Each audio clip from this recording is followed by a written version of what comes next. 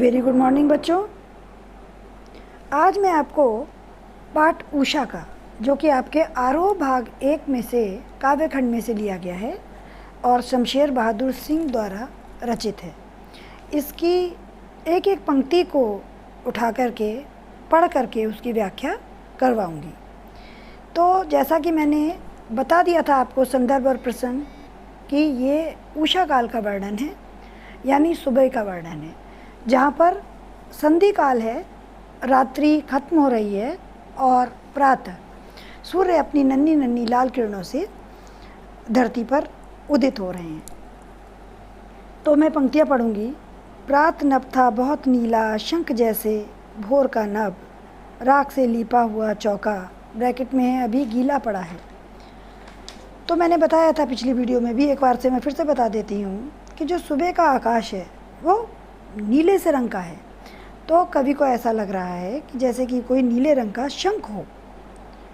सुबह का जो ये नभ है, सुबह का भोर का जो नभ है, वो किस तरह लग रहा है, बिल्कुल नीले रंग के शंख के समान।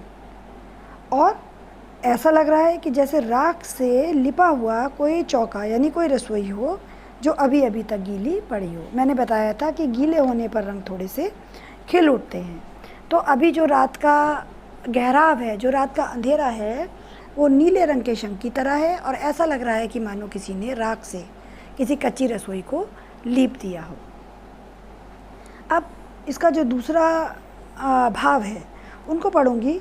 बहुत काली सिल जरा से लाल केसर से, कि जैसे धुल गई हो स्लेट पर, या लाल खड़िया चाक मल दी हो किसी ने।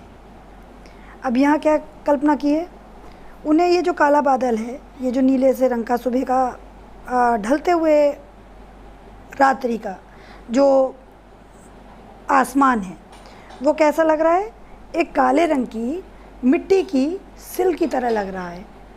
ठीक है, जैसे कि एक काले रंग की सिल हो पत्थर की, और उस सिल पर क्या किया गया हो कि जो केसर होती है, केसर बच्चों लाल रंग की होती है, अब उन्हें लगा हो कि इस सिल को किसी ने धो दिया है, और धोने के बाद में किसी अदृश्य हाथों ने, जो हाथ दिखाई नहीं दे रहे, उन हाथों ने क्या किया है कि इस सिल को धो करके इसके ऊपर केसर से, यानी लाल रंग से, खड़िया से, मिट्टी से, इन चीज़ों से कुछ लिख दिया है, कुछ अक्षर लिख दिए हैं। यानी ये जो काली सिल है, ये काली सिल कैसी हो गई है, ये धुल करके साफ़ हो गई है, और इस पर किसी अनजान हाथों ने, ऐसा लगता है असंख्य बच्चों के अनजान हाथों, जो लाल रंग की गिट्टियों से लाल रंग की केसर शब्द का इस्तेमाल किया है, उससे इसके ऊपर कुछ लिख रहे हों।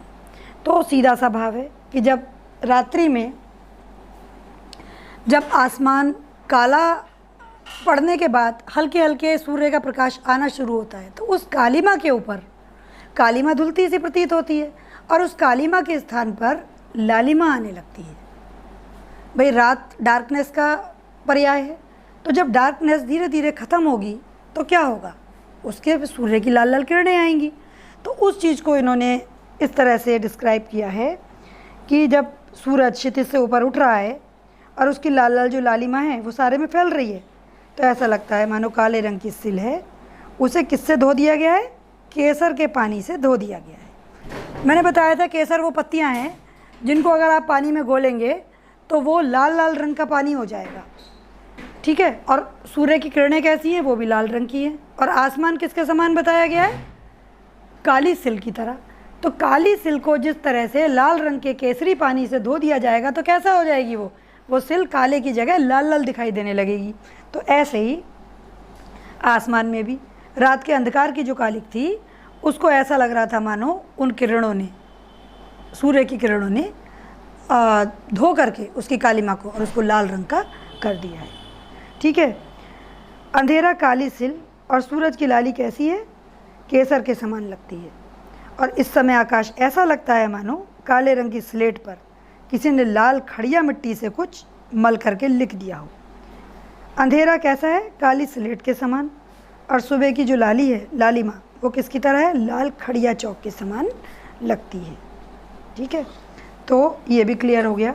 अब इसका एक 4 पंक्तियाँ और बची हैं, तीसरी लाइन में कहते हैं वो, नील जल में या किसी की गौर झिलमिल देह जैसे हिल रही हो और जादू टूटता है इस उषा का, सूर्योदय हो रहा है।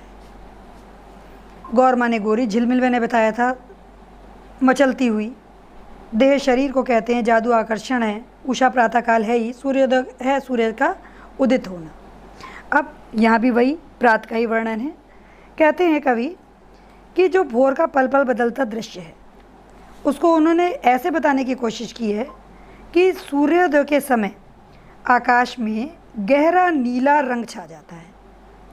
सूर्य की जो सफ़ेद आभा दिखाई देने लगती है वो ऐसी लगती है मानो नीले रंग के जल में किसी गोरी सुंदर युवती की देह हिल रही हो। ठीक है, नीला जल, समुद्र का जल कैसा होता है? नीले रंग का। और उस नीले रंग में अगर कोई वाइट सुंदर से रंग की युवती नहा रही हो, झिलमिला रही हो, उसका देह झिलमिला रहा हो, तो इसी तरह लगेगा। ठीक है, धीमी हवा और नमी के कारण सूर्य का जो प्रतिबिंब है वो कैसा प्रतीत होता है? हिलता हुआ सा प्रतीत होता है। जब सूर्य निकलता है और पानी में सूर्य का जो प्रतिबिंब पड़ता है वो कैसा दिखता है? हल्का हल्का हिलता हुआ, पानी की लहरों के साथ वो हिलता है।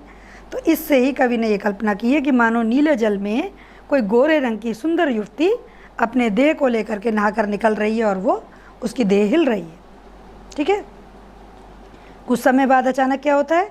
जब सूर्य उग जाता है, पूरी तरह से सूर्योदय हो जाता है, तो उषा का जो पल पल बदलता सौंदर्य है एकदम से ही समाप्त हो जाता है। ऐसा लगता है कि उषा का जादुई प्रभाव धीरे धीरे कम होता जा रहा है। क्लियर सी बात है बेटा कि जो एक परिवर्तन हो रहा है और जब वो परिवर्तन घटित हो चुकेगा तब तो फिर सीधी सी बात है वही चीज़ रह जाएगी ना कि जो हो चुकी है। यानी सूर्य निकल चुके हैं, उनकी तेज़ किरणें, फिर तो धूप आप देखते हो 1 बजे कितनी डार्क धूप हो जाती है, आदमी निकल भी नहीं पाता बाहर। फिर ये मनोहारी दृश्य खत्म हो जाता है। यानी अगर आप इस दृश्य का आनंद लेना चाहते हैं कि किस तरह से अंधकार जाता है और सूर्य किस तरह से उदित होते हैं, तो आपको उषा काल को देखना ही पड़ेगा। यही इसका सौंदर्य है। ठीक है, अब इसका हम अगर विशेष देखें तो एक बहुत सुंदर बिंब प्रस्तुत किया गया है उषा का।